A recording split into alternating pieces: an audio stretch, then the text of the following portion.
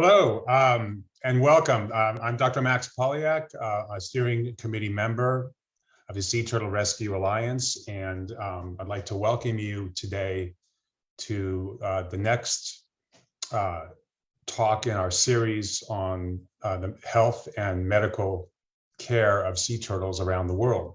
Today we're really excited to introduce to you an amazing scientist that is doing unique work in sea turtle health. And I think we're all going to be learning a lot today, and we are here excited to share this colleague and guest's work. But before we get started, I just want to explain a little bit about what we do at the Alliance. The Sea Turtle Rescue Alliance is committed to providing access to sea turtle clinical care and conservation techniques around the world. And we have affiliate centers on continents all over the world, and we're growing very nicely. And if you're interested and you're part of a center, please reach out to us to join. We have a great affiliate program that this year is going to expand into more resource-intensive access to training and so forth, and that will be available shortly on our SharePoint site. Also, some good news about the Alliance to announce that we are an official charity in the UK. So we acquired that status just very recently, so we're very happy about that. Okay, so let's get started. Our guest today is Dr. Narges Mashkour, who is a postdoc associate at the Whitney Lab, which is part of the University of Florida. She's working in Dr. David Duffy's lab, and she is going to share today her work on disease risk analysis in sea turtles and some exciting findings that she has to share with us today. So without further ado, here is Dr. Narges. Thanks for introduction. Hello, everyone, wherever you are. Good morning, good afternoon, good evening. I'm Narges Mashkour. I'm doing postdoc at Whitney Lab for Marine Bioscience at University of Florida. The topic that I'm talking about is sea turtle and the risk of diseases. This was a part of my PhD that was done in James Cook University. What I'm going to talk about is mostly based on this published paper, Disease Risk Analysis in Sea Turtles, a baseline study to inform conservation efforts. As I said, this was done as a part of my PhD studies, and it was funded by James Cook University. I try to walk you through the step-by-step disease risk analysis, but I hope it doesn't get tiring. Conservation can be rewarded as protection of biodiversity, environment, and natural resources. But to act for conservation, there are several questions that we need to answer. First of all, which species we have to conserve? Then which threats or risks are out there?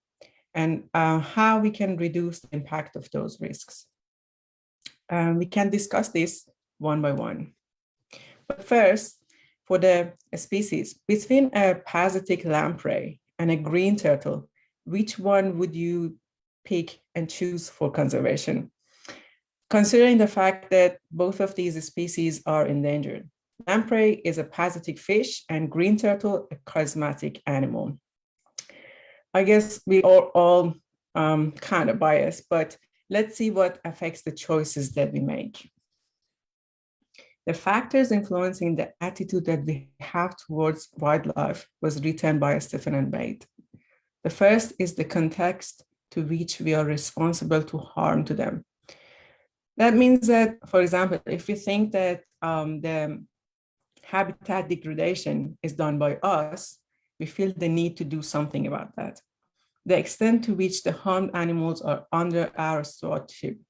If we feel a close contact to one specific animal, we feel the need to help more compared to other animals.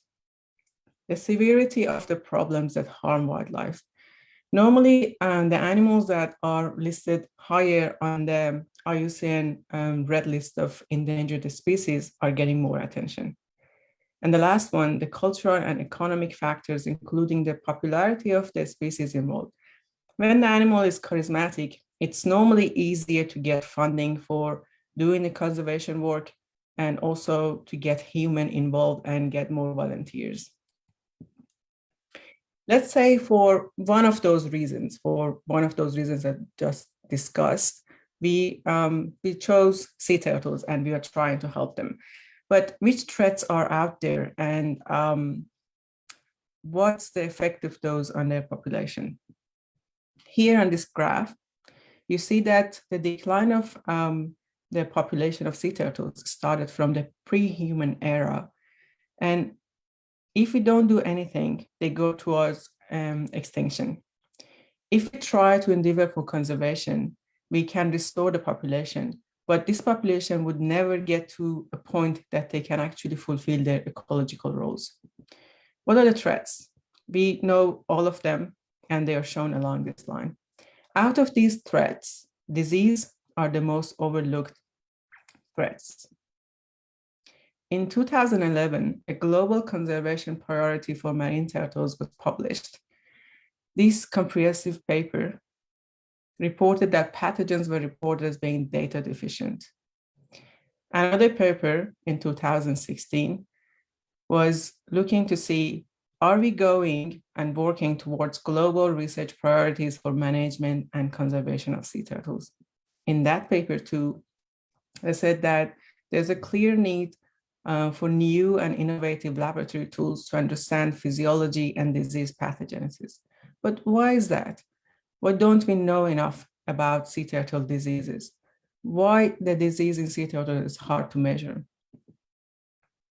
In general, there is a global awareness about wildlife health and conservation, but the general world health is not easy to measure in the wild. There are some challenges in wildlife health investigation. The first one is sampling strategies.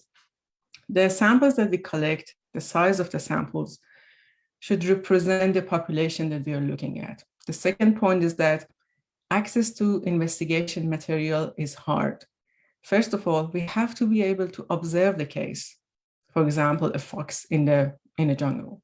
And then we have to be able to sample that animal or get some cases and some information. The quality of that material and information is also important. We have a problem with laboratory analysis. We need diagnostic tools and also validated tests. The fourth point is that data interpretation needs baseline information, baseline about the biology and physiology of the host, the pathogens, and also the population size and many more information. If we customize that for challenges in sea turtle health investigation, we are going to encounter even more problems. The first is that sea turtles have a migratory nature. Also, sampling them is opportunistic. The second problem is that we have limited observation. It's not easy to spot a sick turtle in the wild. We have limited funding to do sampling.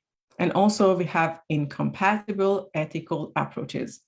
This means that different countries have different ways of dealing with conservation. They have different ways of dealing with ethics when they are doing sampling or conservation endeavors. Our diagnostic tools for sea turtle health is limited, and also our baseline information. One solution to this problem is doing a disease risk analysis. This is a comprehensive analysis that's done for different wildlife around the world. And this will be our first trial to do it for sea turtles. Let's look at the wheel of risk analysis. I go one by one because we're going to need this information in the following slides. The first is problem description, then we have hazard identification, then we have risk assessment, risk management, implementation, and review. And what ties all of this together is communication, which is one of the hard parts. Let's take a look at sunburn during a field trip as an example, as our problem description. Risk equals hazard multiplied by exposure. So sunburn means UV and lying exposure. For the risk assessment, we have to know the level of sunburn, and we have to know if dehydration was also happening. For the risk management, we need to know how to avoid sunburn, what to do if sunburn happened. And also we have to review encountering sunburn in different seasons, places, etc. So how did we do the DRA for sea turtles? The steps that I showed you, these are done by researchers, by veterinarians, and stakeholders. This is how we did it. We organized collaboration between different experts from around the globe, as you see with this point on this map. We needed some material and some guideline. The material is available. That's the Manual of Procedure for Wildlife Disease Risk Analysis that was published by IUCN and OIE in 2014. The Conservation Planning Specialist Group is also having an online course now. This course is helping whoever wants to use this material for conservation and to figure the risk of diseases in their own specific species that they are looking after. So let's check sea turtle DRA in detail. As I said, we use this manual as a reference. And for the problem description, we know that for the global population, disease is overlooked in turtle conservation plans. But DRA work better if we have a scenario. For example, if you're translocating a clutch of egg, or if you're planning to do a head start, that's where analyzing the risk of disease is important.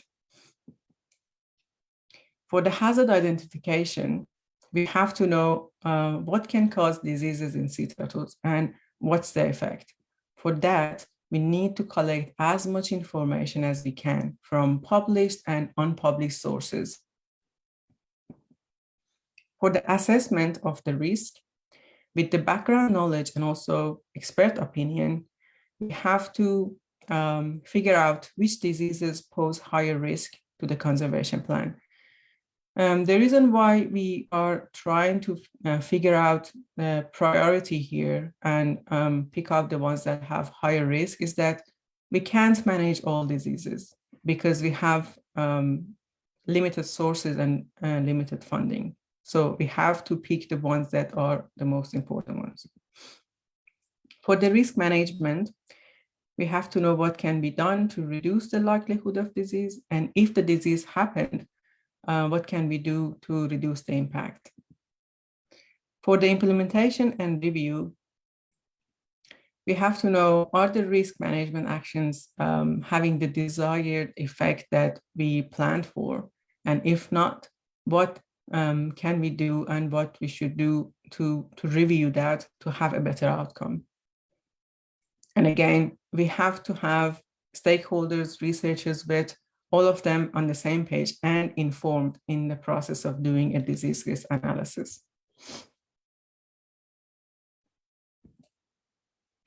We also wanted to incorporate One Health in this analysis. One Health is the interrelated health of animals, humans, and environment, as we all know. Here I'm going to talk about One Health a little bit more. Sea turtles are in contact with human and other animals and environment in different ways. Sea flora and fauna, for example, pathogens can be transmitted in this area. Fishing and bycatch, as we all know, is one of the main threats to sea turtles, but also pathogens can be transmitted in this route, and the end user of this path is human. The route from pollution and agriculture and coastal industry is normally a one-way to sea turtles because of the main threat that they have to them. Ecotourism is a new concept, and there are debates about how we can and should interact with sea turtles in the wild. Ecotourism is believed to be health promoting for human, which is a plus. But if this interaction poses a stress or a possibility of disease for either parts, it needs consideration. Consumption is not only a one-way interaction. It includes a cultural component, which is quite controversial topic.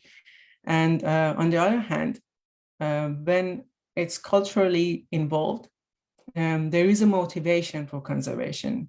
So there is actually a very fine line in this area. The consumption has reports of zoonotic diseases and also chelone intoxication. And of course, population decline is also affected. Coastal developments have had negative influences on hatchlings and also on nesting females. Rehabilitation is indeed a beneficial interaction with sea turtles, but like any other interaction, it needs consideration. First of all, hygiene. We are there to help. We are not there to make more problems. We have to avoid over manipulation and over stressing the animal. The welfare of the animal is quite important. Also, we have to know which treatments need to be done. So we have to have a protocol. And also we need to figure out how and when and where we should issue the certificate of release. Back to the DRA wheel. Let's start with hazard identification. For the hazard identification step, diseases are categorized in two different categories of non-infectious diseases and infectious diseases. And each of those categories has subcategories. To identify the hazards according to IUCN OIE standard, in addition to extensive literature review, unpublished information from rehab centers, diagnostic labs, and many more resources should be considered. This information is, of course, filled with unknowns, uncertainties, and deficiencies, but it's important for us because it's helpful to define the areas that we have knowledge gap, the areas that we need more focus in terms of research or information. I'm going to show you an example in two subcategories, one physical problem and one viruses. Here you see the problem from physical category, and the health problem is injuries. I don't want you to read all this information. I just wanted you to see how we put this information together and how we put them in a table format to simplify delivering the information. And here for the virus, we have the case of chelonid alpha herpes virus 5, which is strongly associated with fibropapillomatosis, the debilitating tumor-causing disease in sea turtles, which is a part of my research, both as my PhD studies and here as a postdoc. Back to our wheel of DRA. Let's talk about risk assessment and One Health. The risk assessment is done through expert workshop. What does that mean? There are different ways of doing the risk assessment, which is explained in that guideline of IUCN and OIE. But for us, the risk of the hazards that we just talked about were presented to a group of specialists in sea turtle health.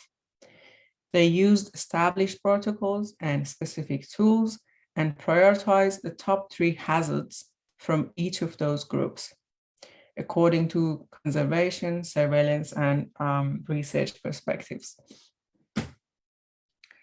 For the infectious health hazards in parasites, the main point was looking at spirochetes, or normally known as the flukes or blood flukes. Then for viruses, we had herpes and papilloma. For bacteria, the main point was looking at methicillin-resistant staphylococcus, but That's very important in captivity. For fungi, Fusarium was the main one, mainly in the nests, especially when some rotten eggs are there in the nest. For the non-infectious health hazards, the first one was anthropogenic and then environmental, followed by medical. For the One Health consideration, in infectious disease, looking at the transmission to human, there were some candidates: Salmonella, Vibrio, Pseudomonas, and F. solani. Transmission from human to sea turtles was unlikely, but again, data deficient. We have to do research to get more information here.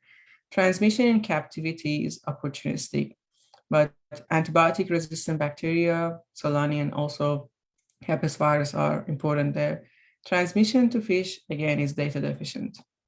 For the non-infectious disease, from human to turtle, biotoxin and plastic is a problem. From turtle to human, toxin poisoning for egg and meat consumers. And looking at the cultural dimension of interacting with sea turtles, because One Health is not only about diseases, it's also about how morally and spiritually humans are involved with animals. Taking care of animals gives human sense of belonging to nature, and it also helps their community health. But we have lack of knowledge here.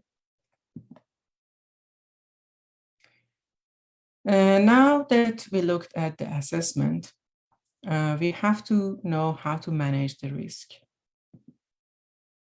We looked at the literature, the published information, to see how this risk is managed in published papers. For the infectious diseases, the current management is opportunistic and sporadic rehabilitation.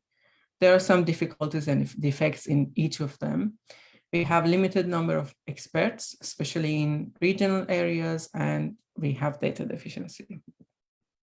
For the non-infectious diseases, the current management is having rules and regulations, public involving and rehabilitation, but again, it's region-based, and we have different ethics in different countries.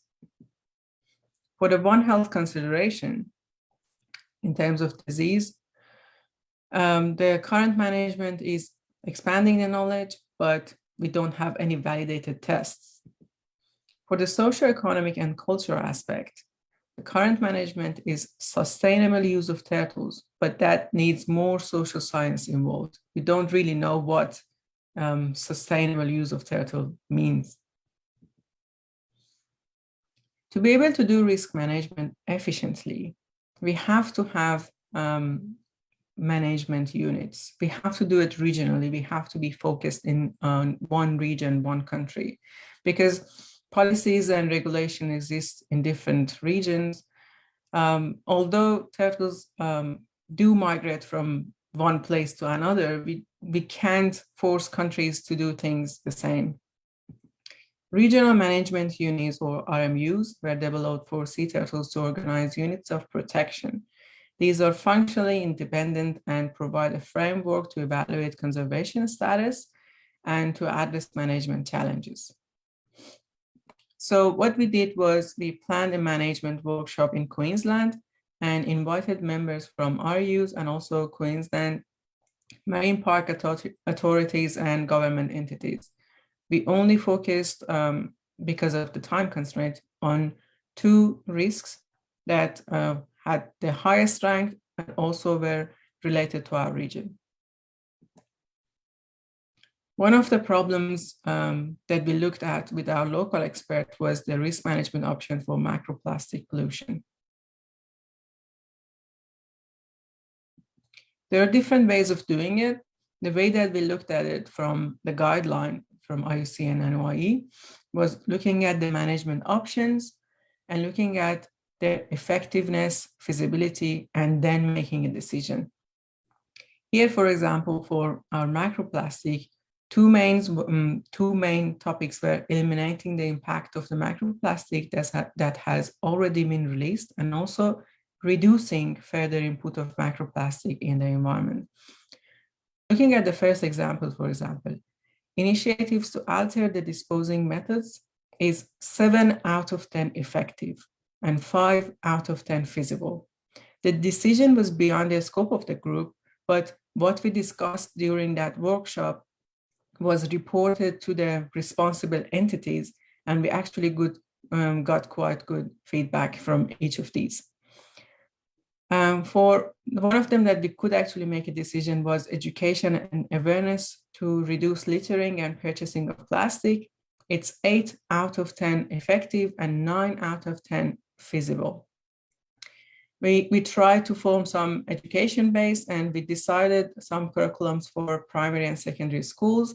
ResearchQ is an aquarium in Townsville, in Queensland area, and them also try to put more effort in awareness and education on top of what they have already done. From the highly ranked infectious hazards, we discussed Enterobacteriaceae, which is a multi-resistant bacteria. For the management option, for example, we had education and awareness, including personal and protective equipment when working with sea turtles. This is 9 out of 10 effective and 8 out of 10 feasible. Queensland Marine Park have staff that would be involved in animal egg relocation. As a part of their duty, they have to use PPE.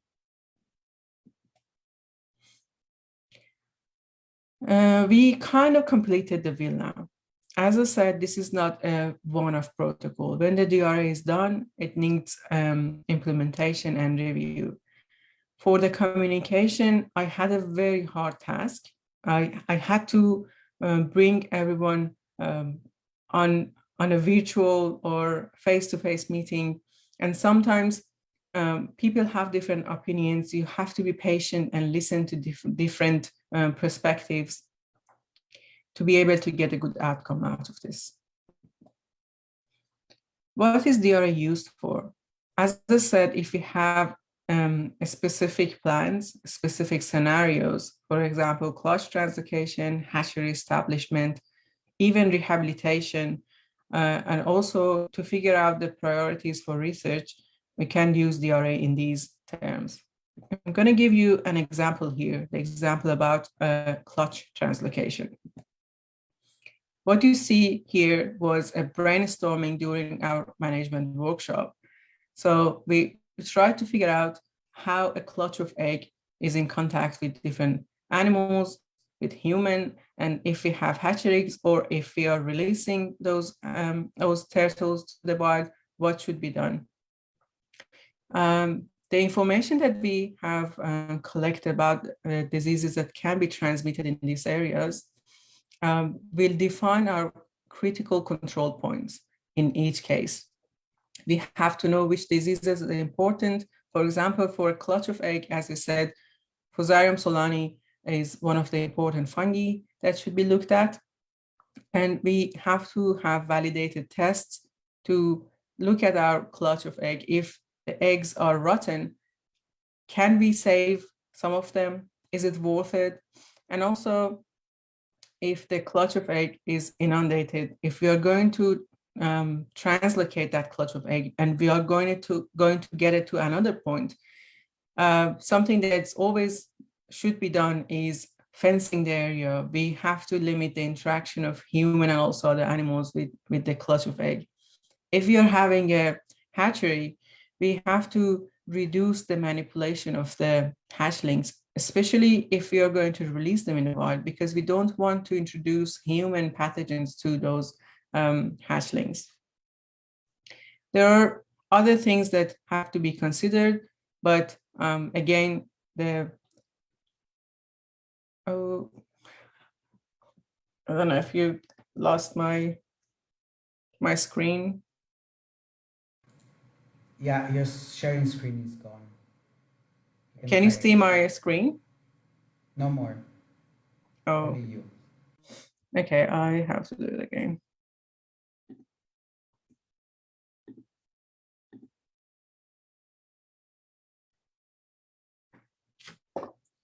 Sorry for that.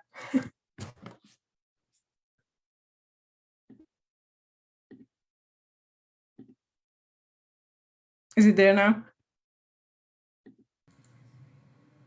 Yeah, it's loading now. Yeah, it's back.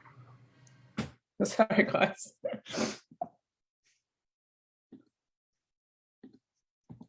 Okay, back to the slides. I left it at looking at the bigger picture and using the guidelines. Now we have a DRA guideline for sea turtles. We published that paper, and we have the information there. You can use that information in specific cases when you are trying to figure out the risk of disease in your specific case. I would like to take time and acknowledge James Cook University and Turtle Health Research Team for funding this project and also being a massive help to this.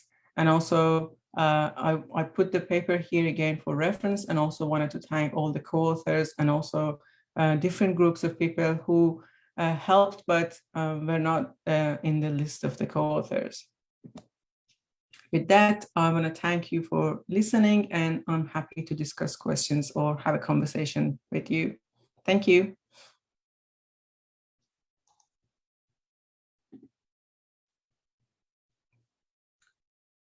That was terrific. Thank you so much. Thank you. Really fascinating work that you've done and that you're continuing to do, and sets a really nice framework for investigators in this field. All of us are very interested in the health of these animals in the wild, and how that may link to clinical cases in the case of veterinarians, but also management decisions in the case of conservation biologists. A couple of questions that came across, just kind of on a practical level, when you're talking about sampling and so forth, biological sampling for a small center, let's say somewhere in the world, what would you suggest be the minimum samples collected, and how would you suggest storing them? Like if they wanted to continue or to participate in this type of work.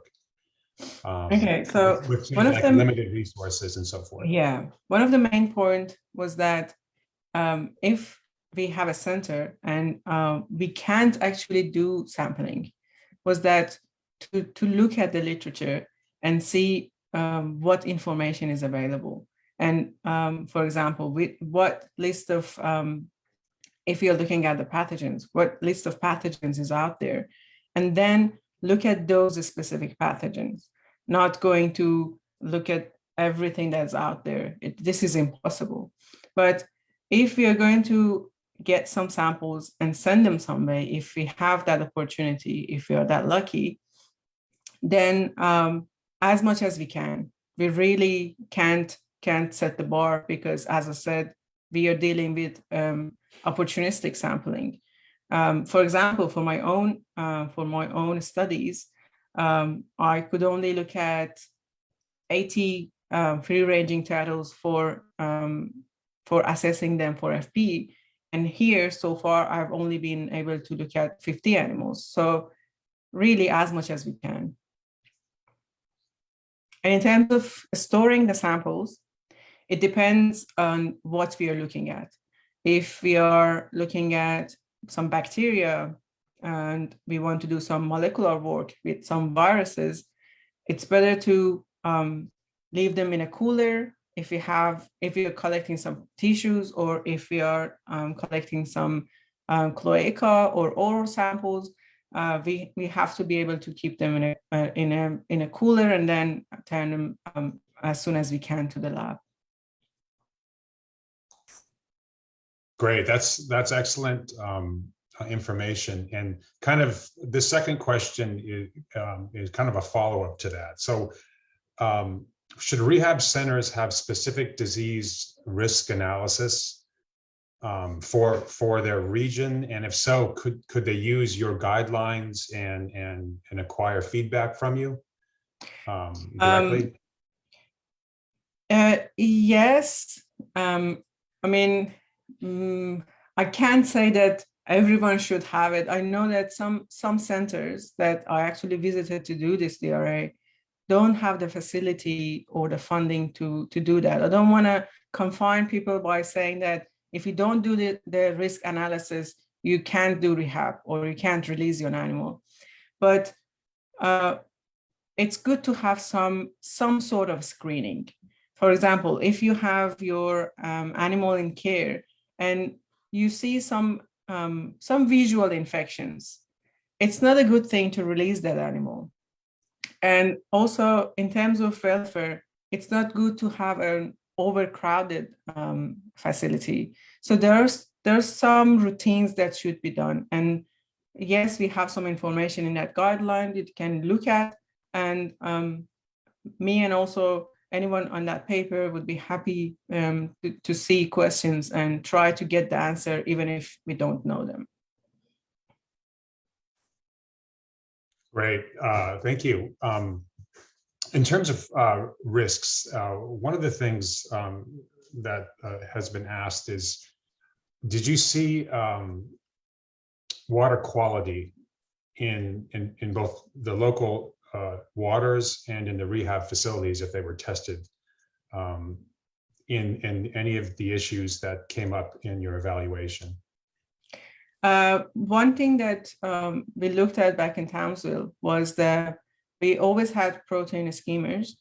And one of the problems for especially because we were doing studies with hatchlings, and then we wanted to release those hatchlings at the end of the experiment, because we are not introducing any pathogens to them, or we were not doing any tests that would harm them. So the plan was to release them. If you have some plan to release an animal, then yes, it's a good thing to check the water quality. And one of them was, I was not involved in the detail of that, but I know that there was a routine to check the pH, the protein, and also we had some specific pathogens that we were looking at, some bacteria and also some fungi, but that was in a university base. So for sure, there are more people involved in that, and there are more tests available. But yes, water quality was a part of that before releasing the animal. Yeah, this is such a great concept, and really can provide, with the centers that are contributing already from that original paper and those that are adding their work subsequent to that. Have you thought about like a cloud-based system where rehab centers could enter directly into that system their own evaluations, so that data can be collected perhaps more efficiently and in real time? Or is that kind of out of the scope of, I know you've got so many things in the air with your research at Whitney. And I actually told you about how this project started. It was a part of my PhD. My main focus was on FP and viruses and cancer biology of sea turtle. This would be great if someone can initiate that.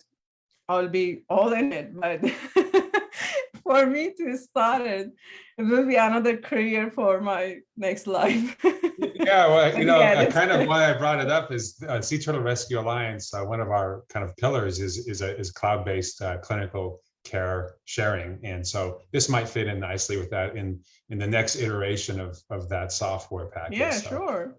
Yeah, that would be cool. Yeah. We did get a very specific question. I know you're kind of pressed for time. You have a big meeting coming up, but if you could, can you hang around for just a few more moments? Sure. Really okay, great. Yeah. Is it known how long the Fusarium species complex remains on infected hatchlings? I really don't know the answer to that, but I can come back to you. But I know that in a timeline from seeing the traces of that fungi to the time that hatching was happening,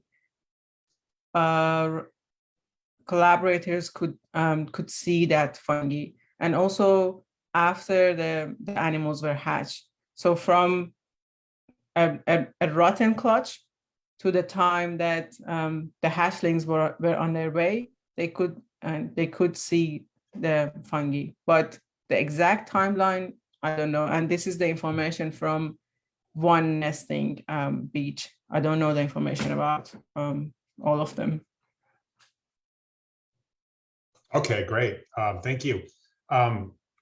I want to kind of touch a little bit, if possible, on your FP experience and your recent symposium and kind of what branched out of that. And specifically, there are kind of a lot of approaches to the clinical care and then the release of animals afflicted with FP, and particularly post-treatment. And have you been able to determine kind of an ideal release scenario for those animals, considering the reinfection rates, considering the different levels of expertise, surgical removal, there's medical treatment and so forth, and a combination of the two. And what's your view kind of on how we should approach that aspect of the care of these animals in line with your DRA and your overall kind of population This health? is actually a very controversial topic. I'm being honest here. So you know that different countries and also different regions in different countries do it differently. It's even controversial in the first aspect that in some places the animals are culled and euthanized. In some places rehabilitation happens. In some places only monitoring and surveillance happens.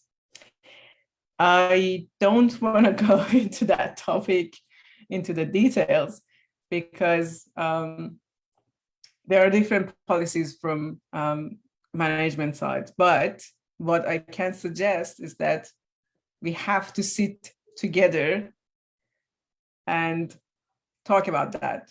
That's actually the communication part that is said is hard to do, but we have to do it.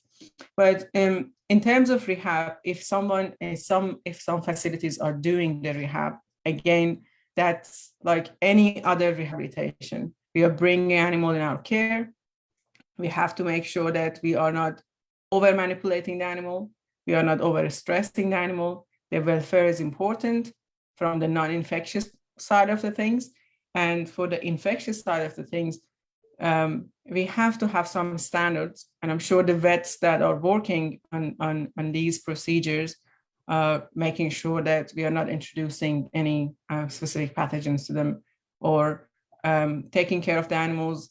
For example, in captivity, herpes virus is one of the problems, and in captivity, if we have connected tanks, it's an issue. And also releasing the waste of those tanks is very important to look at. So we have to have a standard. If we are doing rehabs, we have to do standards. It's not only about FE, it's about any specific rehabilitation. Yeah, no, I didn't mean to put you on the spot on the controversial. No, it's okay. But no, I think I mean, you exactly right. I mean, the communication and sharing of different practices is critical in this. I mean, it's a global disease now, so all of that's very important.